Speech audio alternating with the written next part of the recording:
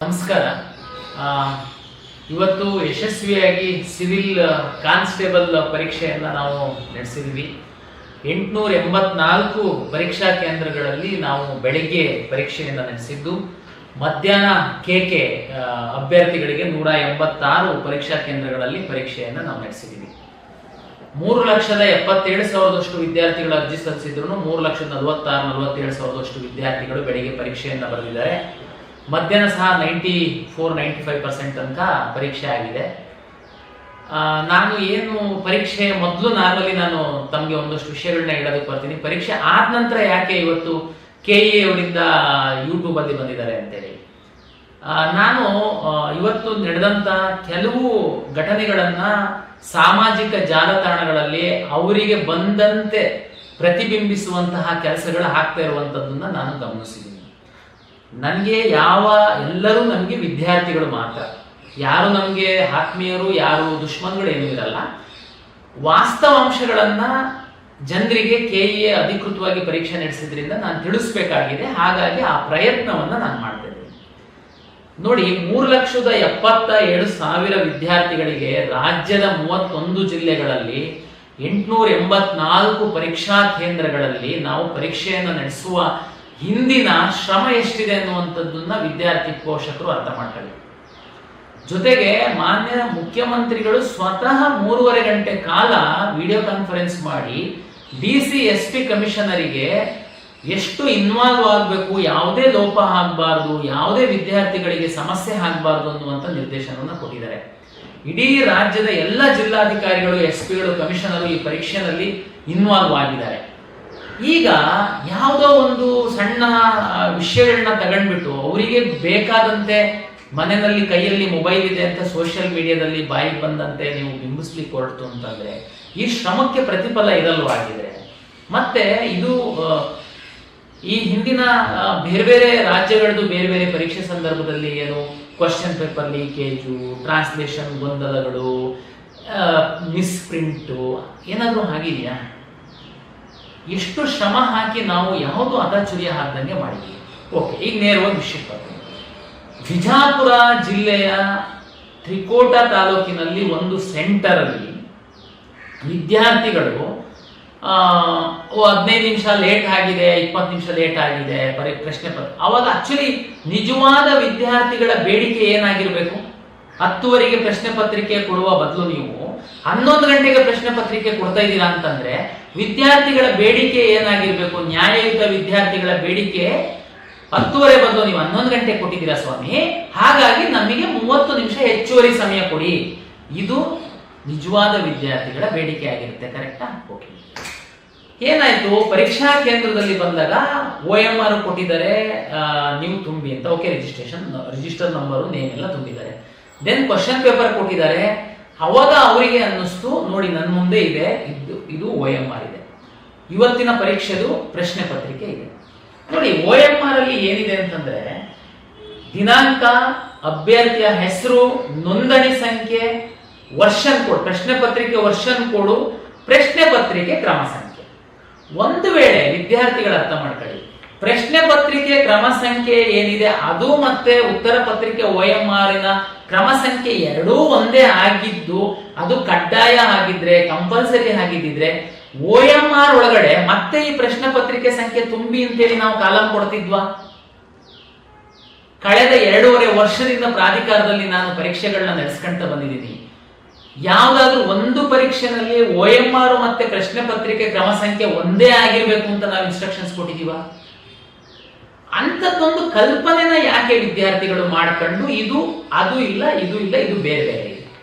ರಾಜ್ಯದ ರಾಜ್ಯದಲ್ಲಿ ಎಲ್ಲೂ ಇರುವಂತಹ ಅನುಮಾನಗಳು ಈ ವಿದ್ಯಾರ್ಥಿಗಳಿಗೆ ಬಂತು. ಓಕೆ ಸರಿ, ಬಂದ್ರೆ ಏನ್ ಮಾಡ್ಬೇಕು ವಿದ್ಯಾರ್ಥಿಗಳು? ಇದು ವ್ಯತ್ಯಾಸ ಇಲ್ಲ ಅಂತಂದ್ರೆ ಏನ್ ಮಾಡ್ಬೇಕು? ಆ ಕಾಲೇಜಿನ ಪ್ರಾಂಶುಪಾಲರು ಎಡ್ಡಿರ್ತಾರೆ, ಅವರಿಗೆ ಬರಕ್ ಹೇಳ್ಬೇಕು, ಅವರಿಗೆ ಕೇಳಬೇಕು, ಅವರು ಸಮಸ್ಯೆನ ಬಗೆಹರಿಸ್ತಾರೆ. ಓಕೆ, ಅವ್ರು ಹೇಳಿದ್ದು ನಿಮಗೆ ನಂಬಿಕೆ ಇಲ್ಲ. ನಮ್ಮ ಡೆಪ್ಟಿ ಕಮಿಷನರು, ADC, AC ಎಲ್ಲರೂ ಫೀಲ್ಡ್ ಅಲ್ಲಿ ಇದ್ರು. ಇವತ್ತು ಅರ್ಧ ಗಂಟೆ ಒಳಗಡೆ, 20 ನಿಮಿಷದೊಳಗಡೆ ಅವರು ಸಹ ಬರ್ತಿದ್ರು.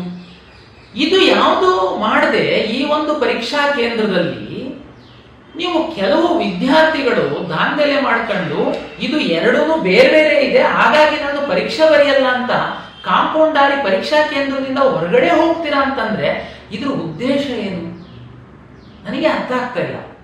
ನೋಡಿ, ನಾನು ಅವಾಗಲೇ ಹೇಳಿದೆ, ಪ್ರಶ್ನೆ ಪತ್ರಿಕೆ ಲೇಟ್ ಕೊಟ್ಟಿದ್ದಾರೆ, ಓಕೆ, ನಿಮ್ಮ ಬೇಡಿಕೆ ಲೇಟ್ ಕೊಟ್ಟಷ್ಟು ಸಮಯನ ನನಗೆ ಕೂಡಿಸಿ ಕೊಡಬೇಕು, ಕರೆಕ್ಟಾ?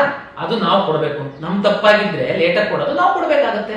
ಓಕೆ, ಪ್ರಶ್ನೆ ಪತ್ರಿಕೆ OMR ಸಂಖ್ಯೆ 2 ಸೀರಿಯಲ್ ನಂಬರ್ ಒಂದೇ ಆಗಿರ್ಬೇಕು ಅನ್ನುವ ಯಾವ ನಿಯಮವೂ ಇಲ್ಲ, ಯಾವ ಕಂಡೀಷನ್ಸ್ ಅಲ್ಲೂ ನಾವು ಹೇಳಿಲ್ಲ. ಅದಕ್ಕೇನೆ ನಾವು OMR ಅಲ್ಲಿ ಪ್ರಶ್ನೆ ಪತ್ರಿಕೆದು ವರ್ಷನ್ ಕೋಡ್ ತುಂಬಿಸ್ಕೊಳ್ತಾ ಇದೀವಿ. ಓಕೆ, ಅದು ಆಯ್ತು. ಕೆಲವು ವಿದ್ಯಾರ್ಥಿಗಳಿಗೆ ಏನಾದ್ರು ಅನುಮಾನ ಬಂದಿರಬಹುದು, ಓಕೆ ಇದು ವ್ಯತ್ಯಾಸ ಇಲ್ಲಲ್ಲ, ನಾಳೆ ಓಕೆ, ನೀವೆಲ್ಲ ಕ್ಲಾರಿಫೈ ಮಾಡ್ಕೊಳ್ಬೇಕು. ಪರೀಕ್ಷಾ ಕೇಂದ್ರದಿಂದ ಹೊರಗಡೆ ಹೋಗಿ ಕಾಂಪೌಂಡ್ ದಾಟಿ ಹೋಗಿ ಹೊರಗಡೆ ಯಾರ ಹತ್ರ ಕ್ಲಾರಿಫಿಕೇಶನ್ ಮಾಡ್ಕೊಳಕ್ ಹೋಗಿದ್ರಿ ನೀವು? ಪ್ರಾಂಶುಪಾಲರು ಒಳಗಡೆ ಇದ್ರು, ಇನ್ವಿಜಿಲೇಟರ್ ಒಳಗಡೆ ಇದ್ರು, ಫೋನ್ ಮಾಡಿದ್ರೆ DC ಓಡಿ ಬರೋರಲ್ಲಿಗೆ. ನೀವು ಕಾಂಪೌಂಡ್ ನೆಗೆದು, ಓಕೆ ಕಾಂಪೌಂಡ್ ನೆಗೆದು ಏನಿದೆ ನಿಮ್ಮ ಹಾಲ್ ಟಿಕೆಟ್ ಅಲ್ಲಿ ಹಿಂದೆ ತಾವು ತೆಗೆದು ನೋಡಿ. ಎಲ್ಲ ವಿದ್ಯಾರ್ಥಿಗಳು ಬಹಳ ಸ್ಪಷ್ಟವಾಗಿ ಹೇಳಿದೀವಿ, ಯಾವುದೇ ಕಾರಣಕ್ಕೆ ಪರೀಕ್ಷೆ ಮುಗಿದ ನಂತರ ವಿದ್ಯಾರ್ಥಿ ಹೊರಗಡೆ ಹೋಗ್ಬೇಕು. ಕೆಲವೊಮ್ಮೆ ಏನಾಗುತ್ತೆ, ತುಂಬಾ ಇಂಟೆಲಿಜೆಂಟ್ ಇರೋ ವಿದ್ಯಾರ್ಥಿ 1.5 ಗಂಟೆ ಬದಲು 1 ಗಂಟೆಗೆ ಪರೀಕ್ಷೆ ಬರೀದಾನೆ ಅಂತ ಅನ್ಕೊಳ್ಳೋಣ, ಆದ್ರೂ ಅವನು ಹೊರಗಡೆ ಹೋಗಂಗಿಲ್ಲ. ನಮ್ದು ನಿಯಮ, ನೀವು ಕೂರ್ಲೇಬೇಕು ಪರೀಕ್ಷೆ ಮುಗಿಯತಂತ. ಅಂಥದ್ರಲ್ಲಿ ನೀವು OMR ಕ್ವಶನ್ ಪೇಪರ್ 2 ತಗೊಂಡು ಹೊರಗೆ ಹೋಗಿದ್ದೀರಾ. ಏನಿತ್ತು ನಿಮ್ಮ ಉದ್ದೇಶ? ರಾಜ್ಯದ 3,77,000 ವಿದ್ಯಾರ್ಥಿಗಳು ಪರೀಕ್ಷೆ ಬರೀತಿರುವಾಗ ನಿಮ್ಮ ಸೆಂಟ್ರಲ್ಲಿ 314 ವಿದ್ಯಾರ್ಥಿಗಳಿದ್ದೀರಾ. ನೀವು ಅಲ್ಲಿ ಆ ಸೆಂಟ್ರಲ್ಲಿ ಸಹ 120 ವಿದ್ಯಾರ್ಥಿಗಳು ಒಳಗಡೆ ಶಾಂತ ರೀತಿಯಲ್ಲಿ ಕೂತು ಪ್ರಾಂಶುಪಾಲರ ಮಾತನ್ನು ಕೇಳಿ, ಕೊನೆಗೆ DC ಹೋದ್ಮೇಲೆ ಸಹ ಕೇಳಿ, ಆಯ್ತು ಸರ್ ನೀವು ಡಿಲೇ ಅಂತೂ ಆಗಿದೆ, ಈ ಗೊಂದಲದಿಂದ ನಮಗೆ ಸಮಯ ಕೊಡಿ ಅಂತ ಹೇಳೋತ್ತಿಗೆ ಅವರು ಸಮಯನೂ ಕೊಟ್ಟಿದ್ದಾರೆ, ಪರೀಕ್ಷೆ ಬರ್ದಿದ್ದೀರಾ. ನೀವು ಪ್ರಶ್ನೆ ಪತ್ರಿಕೆ OMR ತಗೊಂಡು ಕಾಂಪೌಂಡ್ ದಾಟಿ ಹೊರಗಡೆ ಹೋಗಿ ನೀವು ಯಾರ್ಯಾರಿಗೆ ಕಳಿಸಿದ್ರಿ, ಎಲ್ಲೆಲ್ಲಿ ಫೋನಲ್ಲಿ ಮಾಡಿದ್ರಿ ನನಗೆ ಗೊತ್ತಿಲ್ಲ. ಮತ್ತೆ ನೀವು ಹೇಳ್ತೀರಾ ದೊಡ್ಡ ಘೋರ ಅನ್ಯಾಯ, ಏನ್ ತಪ್ಪಾಗಿದೆ? ದಯಮಾಡಿ ಕ್ಲಾರಿಫೈ ಮಾಡಿ. ನಾನು ಈ ವಿದ್ಯಾರ್ಥಿಗಲ್ಲ, ರಾಜ್ಯದ ಎಲ್ಲ ವಿದ್ಯಾರ್ಥಿಗಳಿಗೆ ನಾನು ಹೇಳ್ತೀನಿ, ನೋಡಿ ಈ ಪರೀಕ್ಷೆ ಮಾಡುವಂಥದ್ದೇನಿದೆ ಅಷ್ಟು ಕಷ್ಟದ ಕೆಲಸ ಇದೆ, ಇವತ್ತು ಅಷ್ಟು ಚಾಲೆಂಜಿಂಗ್ ಇದೆ. ಇಷ್ಟು ಶ್ರಮ ಹಾಕಿ ನಾವು ಪರೀಕ್ಷೆಯನ್ನ ಮಾಡಿದ್ದು ಉದ್ದೇಶ ಯಾರು ಕಷ್ಟಪಟ್ಟು ಓದಿರೋರು ಸಿಸ್ಟಮ್ ಒಳಗಡೆ ಬರಬೇಕು ಅಂತ. ಇದರಲ್ಲಿ ಸರ್ಕಾರ, ಮಾನ್ಯ ಮುಖ್ಯಮಂತ್ರಿಗಳು ಸ್ವತಃ ಗೃಹ ಸಚಿವರು ಕೂತು 3.5 ಗಂಟೆ VC ಮಾಡಿ DCಗೆ ಲೋಪ ಆಗಬಾರ್ದು ಅಂತ ಮಾಡ್ತಾರೆ. ಎಲ್ಲಾ DCs ನಾವು ಸೇರಿದಂತೆ ನಿರಂತರವಾಗಿ ನಾವು ಕಷ್ಟಪಡ್ತಾ ಇದ್ದೀವಿ. ನೀವು ಒಂದು ಸೆಂಟ್ರಲ್ಲಿ ನಿಮಗೆ ತಾಳ್ಮೆ ಇಲ್ಲ, ನಿಮ್ಮ ಉದ್ದೇಶ ಏನಿತ್ತು? ಅಪ್ಲಿಕೇಶನ್ ಹಾಕೋದಕ್ಕೆ 750 ರೂಪಾಯಿ ಅಷ್ಟೇ ಇದೆ ನಮ್ದು. ನೀವು ಯಾವ ಉದ್ದೇಶ ಇಟ್ಕೊಂಡು ಅಪ್ಲಿಕೇಶನ್ ಹಾಕಿ ಕೆಲವರು ಬಂದು ಈ ತರ ಮಾಡ್ಬಿಟ್ರೆ ನಾವು ಸ್ಟೂಡೆಂಟ್ ನಮಗೆ ಅನ್ಯಾಯ ಆಗಿದೆ. ಸ್ವಾಮಿ ಏನ್ ಅನ್ಯಾಯ ಆಗಿದೆ? ಕ್ಲಾರಿಫೈ ಮಾಡಿ, ಏನ್ ಅನ್ಯಾಯ ಆಗಿದೆ ಅಂತ.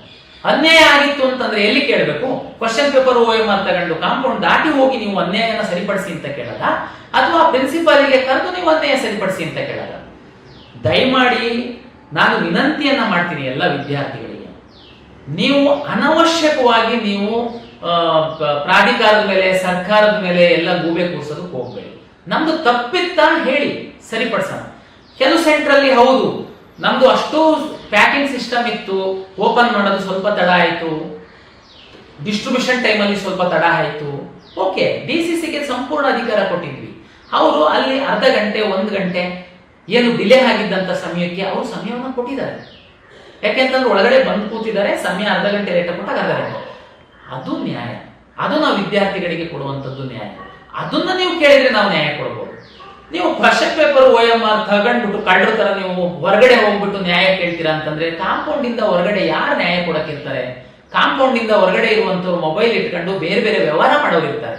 ನಿಮ್ಮ ಉದ್ದೇಶ ಏನಿತ್ತು ಹೊರಗಡೆ ಹೋಗೋದಕ್ಕೆ ಗೊತ್ತಿಲ್ಲ. ನಾನು ಯಾವ ವಿದ್ಯಾರ್ಥಿಗಳನ್ನ ಇಲ್ಲಿ ದೂಷಣೆ ಮಾಡ್ತಿಲ್ಲ. ಕಷ್ಟಪಟ್ಟು ಓದಿರುವಂತಹ ವಿದ್ಯಾರ್ಥಿಗಳೇ ನಮ್ಮ ಸಿಸ್ಟಮ್ ಒಳಗಡೆ ಬರಬೇಕು ಅನ್ನುವಂಥದ್ದಕ್ಕೆ ನಿರಂತರವಾಗಿ ನಾವು ಶ್ರಮ ಹಾಕಿ ಪರೀಕ್ಷೆಯನ್ನ ನಡೆಸಿದ್ದೀವಿ. ಹಾಗಾಗಿ ವಾಸ್ತವಾಂಶ ನಿಮ್ಮ ಮುಂದೆ ಇಡ್ತಾ ಇದೀನಿ. ನೀವು ಸೋಷಿಯಲ್ ಮೀಡಿಯಾದಲ್ಲಿ ಅವ್ರ ಪರ ಇವ್ರ ಪರ ಯಾರ ಪರವಾಗಾದ್ರೂ ಇರಿ, ಆದ್ರೆ ನೀವು ಒಂದು ಜವಾಬ್ದಾರಿಯುತ ನಾಗರಿಕನ ತರ ತಾವು ಬಿಹೇವ್ ಮಾಡಬೇಕು. ಇದರಲ್ಲಿ ಏನು ಲೋಪ ಆಗಿದ್ರೆ ನಾವು ಸರಿಪಡಿಸ್ಕೊಳ್ತಾ ಇದ್ವಿ. ಆದ್ರಿಂದ ತಾವು ದಯಮಾಡಿ ಅನಗತ್ಯ ಸುದ್ದಿಗಳನ್ನ ಹರಡಬೇಡಿ. ಹಾಗಿರುವಂಥದ್ದು ಇಷ್ಟೇ. ನಾನು ನಿಮಗೆ ಏನಾಗಿದೆ ಅನ್ನುವಂಥದ್ದು ಹೇಳಿ, ನಾವು ಯಾವ ನಿಯಮನೂ ಮಾಡಿಲ್ಲ. ನ್ಯಾಯ ಕೇಳೋರು ಒಳಗಿದ್ದು ಯಾರು ಕೇಳಿದ್ರು ಅವರಿಗೆ ನ್ಯಾಯ ಸಿಕ್ಕಿದೆ.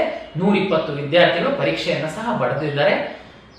ಜಿಲ್ಲಾಧಿಕಾರಿಗಳು SP ಅವರು ಸಮಗ್ರವಾಗಿ ಇದ್ರ ಬಗ್ಗೆ ತನಿಖೆಯನ್ನ ಮಾಡ್ತಾ ಇದ್ದಾರೆ. CCTV ಕ್ಯಾಮರಾವನ್ನು ಪರಿಶೀಲನೆ ಮಾಡ್ತಾ ಇದ್ದಾರೆ.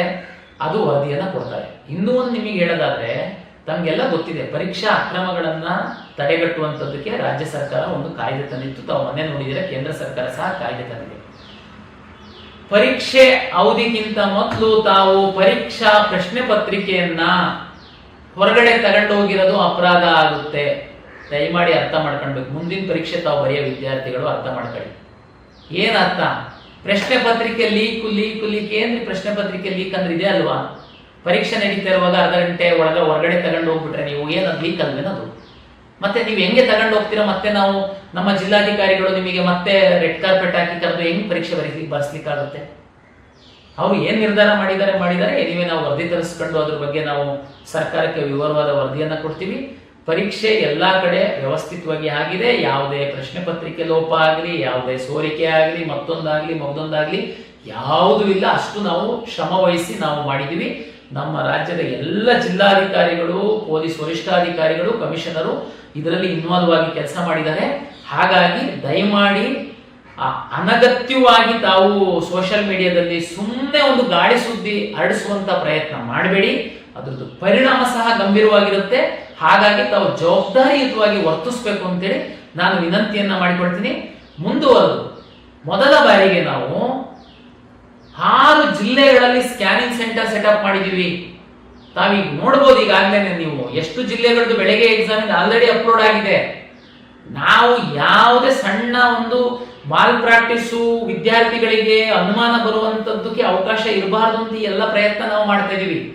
ಇವತ್ತು ಬೇರೆ ಜಿಲ್ಲೆಗಳಿಂದ ಕೆಲವು ಜಿಲ್ಲೆಗಳೇನು ಒಂದು ಮಿಡ್ ನೈಟ್ ತನಕ ನಮಗೆ ಮುಟ್ಟುತ್ತೆ, ಅದನ್ನ ಸಹ ಬರ್ತಿದಂಗೆ ಇಮಿಡಿಯೇಟ್ಲಿ ಒಂದು ಅವರನ್ನು ಸ್ಕ್ಯಾನ್ ಮಾಡುವಂತದ್ದಕ್ಕೆಲ್ಲ ವ್ಯವಸ್ಥೆ ಮಾಡ್ಕೊಂಡು ನಾವಿರುವಾಗ ನೀವು ಅನಗತ್ಯವಾಗಿ ದಯಮಾಡಿ ಸುಳ್ಳು ಸುದ್ದಿಗಳನ್ನ ಹಬ್ಬಿಸ್ಬೇಡಿ.